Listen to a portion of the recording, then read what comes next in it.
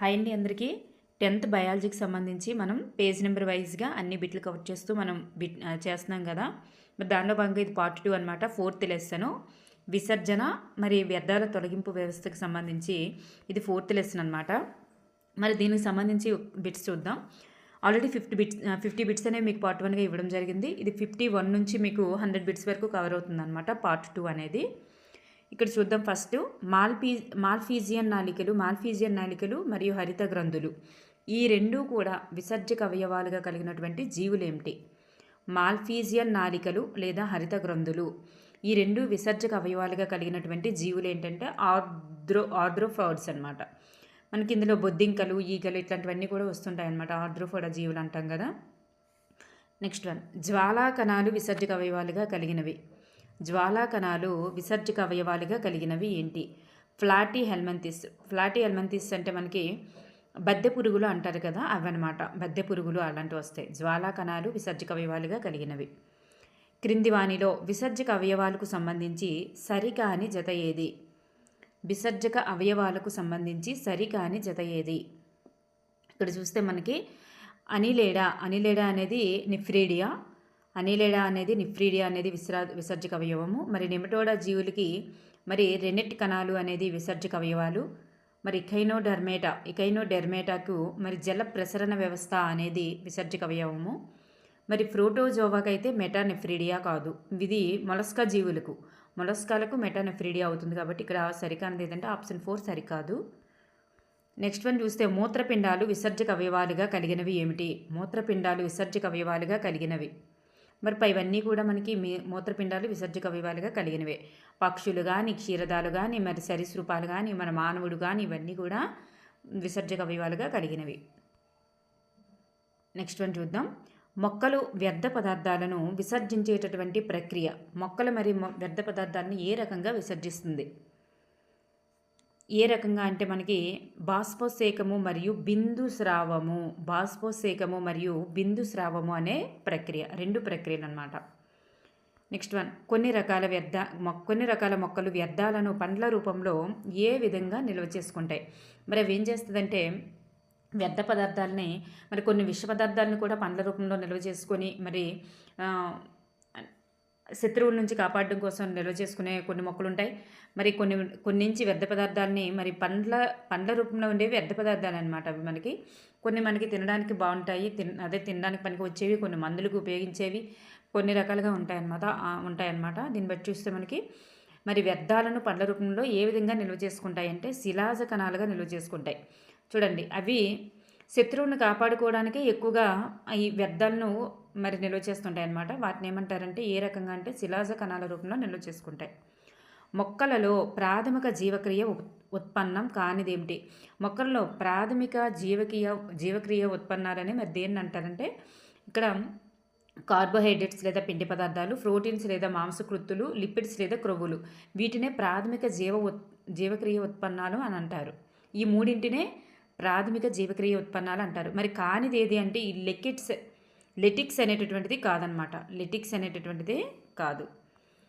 Next one, మొక్కల్లో ద్వితీయ జీవక్రియ ఉత్పన్నం కానిదేమిటి?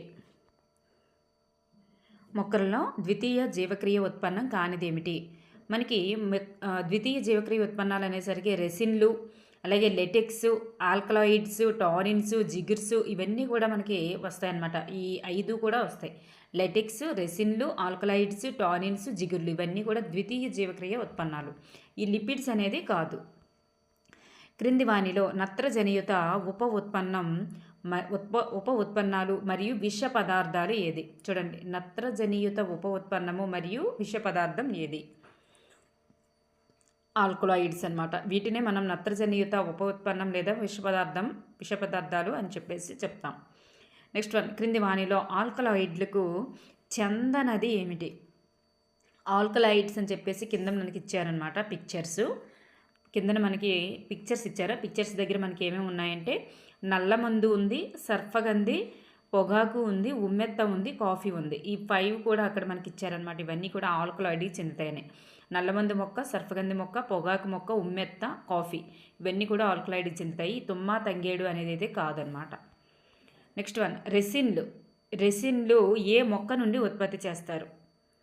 రెసిన్లు అనేటటువంటివి ఏ మొక్క నుండి ఉత్పత్తి చేస్తారంటే పైనస్ అనేటటువంటి మొక్క నుంచి మనకి రెసిన్లు అనేటటువంటివి ఉత్పత్తి చేస్తారు. పైనస్ అనే మొక్క నుంచి. టానిన్లకు సంబంధించి సరి అయినది ఏమిటి? టానిన్లకు సంబంధించి సరి అయినది ఏమిటి? టానిన్లు అనేటటువంటివి మనకి చూడండి, ఇవి తుమ్మ తంగేడు ఉన్నాయి కదా, ఇవి టానిన్లకు చెందుతాయి. తుమ్మ తంగేడు అనేటటువంటివి టానిన్లకు ఉదాహరణ. పైనస్ అనేది రెసిన్లకు ఉదాహరణ, గుర్తుపెట్టుకోండి. ఇది అయితే ఈ టానిన్లు అనేవి కర్బన సంయోగ పదార్థాలు. మరి తోళ్లను చదును చేయడానికి మందులలోనూ కూడా ఉపయోగిస్తారన్నమాట. తోళ్ళని చదును చేయడానికి అలాగే మందులలోను రెండింటికి కూడా ఉపయోగిస్తారనమాట. ఈ టానిన్లు అనేవి తోళ్ళ పరిశ్రమలో ఉపయోగించేవి ఏమిటి అని గుర్తుపెట్టుకోండి. తోళ్ళ పరిశ్రమలో ఉపయోగించేవి తుమ్మ తంగేడు యొక్క టానిన్లు అవి గుర్తుపెట్టుకోండి. ఇవన్నీ కూడా తాత వచ్చాయి, ఆ పరంగా కూడా గుర్తుపెట్టుకోవచ్చు. తోళ్ళ పరిశ్రమ, టానిన్లు, తుమ్మ తంగేడు. ఓకేనండి. నెక్స్ట్ వన్, పైనస్ నుంచి. పైనస్ అనేది రెసిన్ అని చెప్పాను కదా. మరి పైనస్ మొక్క నుంచి లభించేటటువంటి రెసిన్లను దేని తయారీలో వాడతారు? పైనస్ మొక్క అనేది మన పిక్చర్ దగ్గర ఇచ్చారనమాట. మరి దేని తయారీలో వాడతారంటే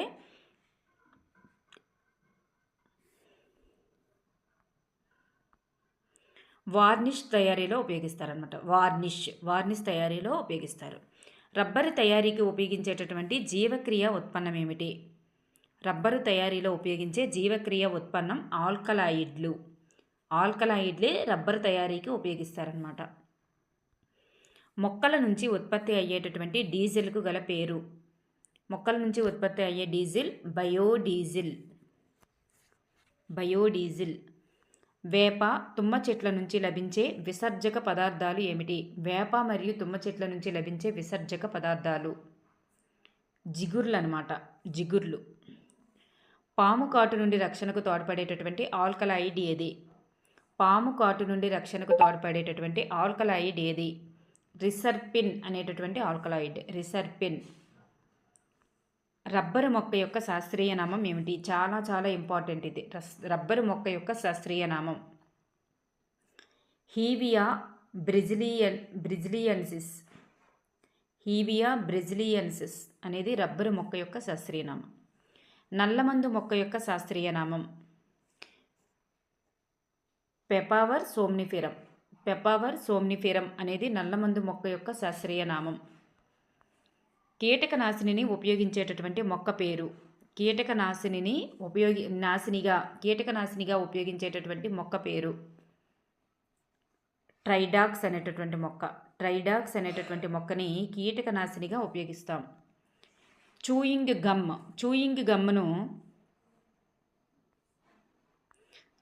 గమ్మును ఏ మొక్క యొక్క లెటెక్స్, చూడండి ఇది దేనికి ఏ పరంగా ఉపయోగపడుతుంది అంటే లెటెక్స్ అనేది గుర్తుపెట్టుకోండి. చూయింగ్ గమ్ అనేది లెటెక్స్. మరి చూయింగ్ గమ్మును మరి ఏ మొక్క యొక్క లెటెక్స్ నుంచి తీస్తారు? ఇది చికిల్ మొక్క యొక్క లెటెక్స్ నుంచి తీస్తారు. మలేరియా నివారణకు ఉపయోగించేటటువంటి ఆల్కలాయిడ్ ఏమిటి? మలేరియా నివారణకు ఉపయోగించేటటువంటి ఆల్కలాయిడ్ క్వినైన్ అనేటటువంటిది మలేరియా నివారణకు ఉపయోగించే ఆల్కలాయిడ్. మొక్కలు నేల నుంచి నీటిని కొన్ని ద్రవాలు పీల్చుకోవడమే కాకుండా కొన్ని స్రావాలను నేలలోనికి స్రవిస్తూ, చూడండి మొక్కలు నేల నుంచి వేర్ల ద్వారా నీటిని మరియు కొన్ని ద్రవాలను మాత్రమే పీల్చుకుంటుందని మనకు తెలుసు. కానీ కొన్ని స్రావాలను కూడా నేలలోనికి స్రవిస్తూ ఉంటుందంట. మరి ఇలా తెలియజేసిన శాస్త్రవేత్త ఎవరు? మరి దీనికి ఉదాహరణ ఏంటంటే యాపిల్ మొక్క. దీన్ని తెలియజేసినటువంటి శాస్త్రవేత్త ఎవరంటే బ్రగ్మన్స్ అనేటటువంటి శాస్త్రవేత్త. మరి ఈ యాపిల్ మొక్క అంట మరి కొద్ది రోజుల తర్వాత ఆ యాపిల్ మొక్క కిందన మనకి సత్తువ తగ్గిపోవడం ఇలాంటివన్నీ జరుగుతుంటుందంట. అక్కడ మనకి ఇచ్చారనమాట. నెక్స్ట్ వన్, క్రింది వానిలో సరి అయినది ఏది? చూడండి, విసర్జన మరియు స్రావము ఈ రెండు కూడా ఒక రకమైనవే అంట. విసర్జితాలు, స్రావం ఈ రెండు కూడా ఒక రకమైనవే. మరి విసర్జన అనేటటువంటిది వ్యర్థ పదార్థాలను తొలగించేదానిని విసర్జన అంటారు. మరి స్రావం అనేదంట వ్యర్థ పదార్థాలను ఒక చోట నుండి ఇంకో చోటికి తీసుకువెళ్తుందంట, ఒక చోట నుండి ఇంకో చోటికి పంపిస్తుందంట. సో ఇక్కడ మనకి సరి అయింది ఏంటంటే పైవన్నీ కూడా సరి అయినవి. నెక్స్ట్ వన్, మన శరీరానికి అలర్జీని మరియు ఆస్తమాను అలర్జీ లేదా ఎలర్జీని మరియు ఆస్తమాను కలిగించేటటువంటి మొక్క ఏమిటి? పార్థీనియం మొక్క. క్రింది వానిలో విసర్జితం అనేటటువంటి ప్రక్రియకు చెందనది ఏమిటి? విసర్జితం అనేటటువంటి ప్రక్రియకు చెందనది ఏమిటి? ఇక్కడ చూస్తే కన్నీళ్ళు, చెమట, మూత్రము, కార్బన్ డైఆక్సైడ్ ఇవన్నీ కూడా విసర్జితాలే. కన్నీళ్ళు, చెమట, మూత్రము, కార్బన్ డైఆక్సైడ్ ఇవన్నీ కూడా వివిధ పార్టుల నుంచి మనకు వచ్చేటటువంటి విసర్జితాలు. కన్నీళ్ళు, చెమట చూడండి, మూత్రము, కార్బన్ డైఆక్సైడ్ అనేది ఊపిరితిత్తుల నుంచి, కన్నీళ్ళు మనకి చర్మము, చెమట చర్మము, మూత్రం అనేది మూత్రాశయం నుంచి, మూత్రపిండాల నుంచి. సో మనకి ఇక్కడ విసర్జితానికి సంబంధించింది కాదు, ఇది లాలాజలం అనేది స్రావంకి సంబంధించింది. సో విసర్జితానికి సంబంధించినది ఏంటంటే లాలాజలం. ఈ క్రింది వానిలో స్రావం అనే ప్రక్రియకు చెందనది ఏమిటి? ఈ స్రావం అనే ప్రక్రియకు చెందినవి ఎంజైములు, హార్మోనులు, అలాగే లాలాజలం. ఈ మూడు కూడా మనకి స్రావం అనే ప్రక్రియకి చెందుతాయి. ఈ కన్నీళ్ళు అనేటటువంటిది మాత్రం చెందదన్నమాట. ఇది విసర్జితం కాబట్టి. మొక్కల విసర్జన ప్రక్రియకు సంబంధించి సరి అయినది ఏది? మొక్కల యొక్క విసర్జన ప్రక్రియకు సంబంధించి సరి అయినది ఏది? మొక్కల వేర్ల ద్వారా వివిధ వ్యర్థాలను విసర్జిస్తాయి. మొక్కలు అనేవి వేర్ల ద్వారా వివిధ వ్యర్థాలను విసర్జిస్తాయి. ఆకులు, బెరడు, పండ్లు మొదలైనవి రాల్చడం ద్వారా చూడండి, వేర్ల ద్వారా కూడా వ్యర్థాలను విసర్జిస్తాయంట. ఆకులు, బెరడు, పండ్లు మొదలైనవి రాల్చడం ద్వారా వ్యర్థాలను ఏం చేస్తుంది? తొలగించుకుంటాయి. వ్యర్థాలను తొలగించుకోవడానికి ఆ రకంగా చేస్తుంది. బెరడును రాల్చుకోవడం, ఆకులు రాల్చుకోవడం, పండ్లు రాల్చుకోవడం అలాంటివి వ్యర్థాలను తొలగించుకుంటుంది ఆ రకంగా. సో ఈ పరంగా కూడా వ్యర్థాలను విసర్జిస్తుంది. సో వివిధ రకాల స్రావాలను కూడా విడుదల చేస్తుంది అనమాట. రెసిన్లు, జిగుర్లు ఇలాంటివన్నీ కూడా వివిధ రకాల స్రావాలను కూడా, ఆల్కలాయిడ్స్ ఇవన్నీ కూడా స్రావాలే కదా, లెటెక్స్ ఈ రకంగా స్రావాన్ని విడుదల చేస్తాయి. సో ఇవన్నీ కూడా విసర్జనకు సంబంధించినవి. సో ఈ ఫస్ట్ రెండు మనకి విసర్జన, ఈ స్రావానికి సంబంధించింది. సో ఇవన్నీ కూడా సరి అయినవి. నెక్స్ట్ వన్, వేరు భాగం ఆల్కలాయిడ్గా కలిగినటువంటి మొక్క ఏది? వేరు భాగం ఆల్కలాయిడ్గా కలిగినటువంటి మొక్క ఏది? రిసర్పిన్ అనేటటువంటి మొక్క వేరు భాగం ఆల్కలాయిడ్గా కలిగి ఉంటుంది. నెక్స్ట్ వన్, మానవునిలోని స్రావక పదార్థం ఏమిటి? మానవునిలోని స్రావక పదార్థం హార్మోన్ అనేటటువంటిది మానవునిలోని స్రావక పదార్థం. మనకి లెసన్ వెనకాల లాస్ట్లో ఇచ్చారు కదా, వాటి బిట్స్ ఒకసారి చూద్దాం. వానపాములో విసర్జక అవయవాలు ఏంటంటే వృక్కాలు లేదా నెఫ్రీడియా అంటారు వాటిని. వృక్కాలు లేదా నెఫ్రీడియా అంటారు. నెక్స్ట్, మూత్రపిండం అడ్డుకోతలోని ముదుర గోధుమ రంగు భాగాన్ని ఏమంటారు అంటే వల్కలం అంటారు. జీవుల్లోని నీటి ప్రమాణము మరియు అయాన్ల యొక్క గాఢతను క్రమబద్ధీకరించడాన్ని ఏమంటారు? జీవుల్లోని నీటి ప్రమాణాన్ని, అయాన్ల గాఢతను క్రమబద్ధీకరించడాన్ని ద్రవాభిసరణ అంటారు. నెఫ్రానులో ఉపయోగకరమైన పదార్థాల పునఃశోషణ అనేది ఎక్కడ జరుగుతుంది అంటే సమీపస్థ సంబలిత నాళంలో జరుగుతుంది.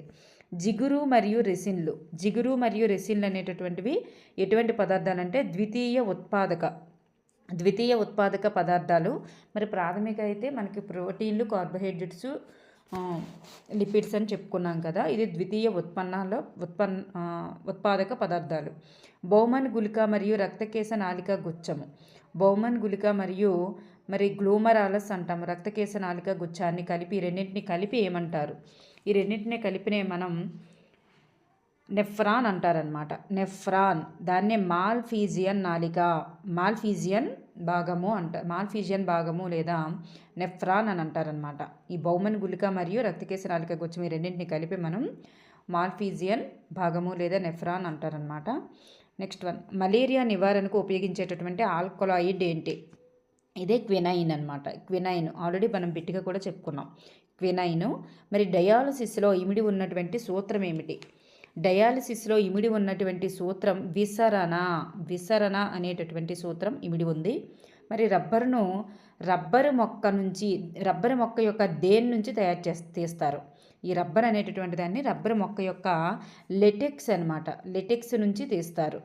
మరి మొట్టమొదటి మూత్రపిండ మార్పిడి చేసినటువంటి వైద్యుడు ఎవరంటే చార్లెస్ హాఫ్నెగెల్. నెక్స్ట్ వన్, మూత్రపిండంలోని నిర్మాణాత్మక క్రియాత్మక ప్రమాణాన్ని ఏమంటారు? అదే మనకు తెలుసు, నెఫ్రాన్. బొద్దింకలో విసర్జక అవయవాలు మాల్ఫీజియన్ నాళికలు. తెలుసు కదా, ఆర్థ్రోపోడ్స్కి మాల్ఫీజియన్ నాళికలు మరియు హరిత గ్రంథులు అనేటటువంటివి. కాబట్టి మానవునిలో మూత్రం ప్రయాణించేటటువంటి మార్గము ఏ రకంగా మానవునిలో మూత్రం ప్రయాణిస్తుందంటే మూత్రపిండాల నుంచి మూత్రనాళం నుంచి మూత్రాశయానికి వస్తుంది, మూత్రాశయం నుంచి ప్రసేకంగా వస్తుంది. సో 1 2 4 3 అంటే ఏ అన్నమాట. నెక్స్ట్, మాల్ఫీజియన్ నాళికలు ఏ జీవిలో విసర్జక అవయవాలు? మనకు తెలుసు కదా, ఆర్థ్రోపోడ్స్ కాబట్టి ఈగలు, బొద్దింకలు ఇవన్నీ వస్తాయి అన్నమాట. ఇవి నెమటోడ్స్ నెమాటీ హెల్మంతిస్. నెక్స్ట్ ఇవి బద్దె పురుగులు, ఫ్లాటీ హెల్మంతిస్. నెక్స్ట్ కోడి. ఇవి చూస్తే మనకి మానవ మూత్రంలోని ప్రధాన వ్యర్థం ఏమిటి? మానవ మూత్రంలో ఎక్కువగా 96% వాటరే ఉంటుంది అన్నమాట. ప్రధాన వ్యర్థం వాటర్. ఏ జీవిలో ప్రత్యేక విసర్జక అవయవాలు అనేటటువంటివి ఉండవు? ఏకకణ జీవులకు వచ్చేసరికి అమీబా, పారమీషియంలో ఉండవు. బహుకణ జీవులకు వచ్చేసరికి స్పంజికలు అంటే ఫోరిఫెర్స్, స్పంజికలు మరియు సీలెంటరేటర్స్లో ఉండవు అనమాట. కానీ ఇక్కడ మనకి ఇచ్చింది ఏ జీవిలో ప్రత్యేకమైనటువంటి విసర్జక అవయవాలు ఉండవు అని అంటే అమీబాలో ఉండవు. మరి ఈ క్రింది వానిలో ఏ హార్మోను మూత్ర విసర్జనతో ప్రత్యేకమైనటువంటి సంబంధం ఉంది? ఏ హార్మోన్కి మూత్ర విసర్జనతో ప్రత్యేక సంబంధం ఉంది అంటే వాసోప్రెప్సిన్ అనమాట. మూత్రం పసుపు రంగులో ఉండుటకు కారణం ఏమిటి అంటే లేత పసుపు రంగులో ఉండుటకు గల కారణం యూరోక్రోమ్ అనేటటువంటి పదార్థము. మూత్రం ఏర్పడేటటువంటి దశల క్రమంలో ఫస్ట్ మనకి ఏమొస్తుందంటే గుచ్చగాలనం అనేది వస్తుంది. గుచ్చగాలనం తర్వాత వర్ణాత్మక పునఃశోషణ వస్తుంది. దాని తర్వాత నాళికా స్రావం వస్తుంది. దీని తర్వాత మనకి నాలుగు ఇచ్చారనమాట దశలు, కానీ ఇక్కడ 3 ఇచ్చారు. 4వ దశ ఏంటంటే అధిక గాఢత గల మూత్రం ఏర్పడడం. ఫస్ట్ది గుచ్చగాలనం, రెండోది వర్ణాత్మక ప్రజననం, మూడవది నాళికా స్రావము, 4వది వచ్చేసరికి అధిక గాఢత గల మూత్రం ఏర్పడటం. మూత్రపిండం బాహ్య ప్రాంతంలో ఉండేటటువంటి నెఫ్రాన్ భాగాన్ని ఏమంటారు? బాహ్య ప్రాంతంలో ఉండే నెఫ్రాన్ భాగం ఏంటంటే బౌమన్ గుళికనే బాహ్య ప్రాంతంలో ఉండే నెఫ్రాన్ అంటామన్నమాట. ఆహారం తిన్న తర్వాత మూత్ర విసర్జన చేయాలన్నటువంటి భావన ఎందుకు